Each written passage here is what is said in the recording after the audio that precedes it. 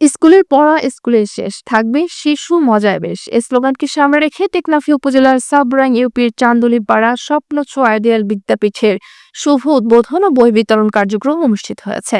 সাবরাং উচ্চ বিদ্যালয়ের প্রধান শিক্ষক মুফিজ উদ্দৌলার সভাপতিত্বে স্বপ্ন ছোঁয়া বিদ্যাপীঠের উদ্যোক্তা রবিউল আলমের সঞ্চালনায় এবং বিদ্যালয়ের আরবি শিক্ষক আনিসুর রহমানের পবিত্র কোরআন তেলাওয়াতের মধ্য দিয়ে অনুষ্ঠানের স্বাগত বক্তব্য রাখেন অত্র স্কুলের প্রধান শিক্ষক শফিউল্লাহ নান্নু। বিশেষ অতিথি হিসেবে বক্তব্য রাখেন কক্সবাজার জেলা বিএনপির অর্থ সম্পাদক মোহাম্মদ আবদুল্লাহ এলএলবি, টেকনাফ উপজেলা বিএনপির সিনিয়র সহসভাপতি মোহাম্মদ হাশিম সিআইপি, কক্সবাজার জেলা বিএনপির সদস্য সুলতান আহমেদ বিএ প্রমুখ।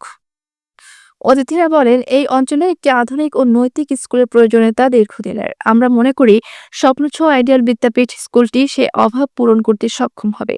স্কুলটি অত্র অঞ্চলের মানুষের জীবনযাত্রার মান বাড়াবে এবং একটি ভালো মানের স্কুল পরিণত হবে।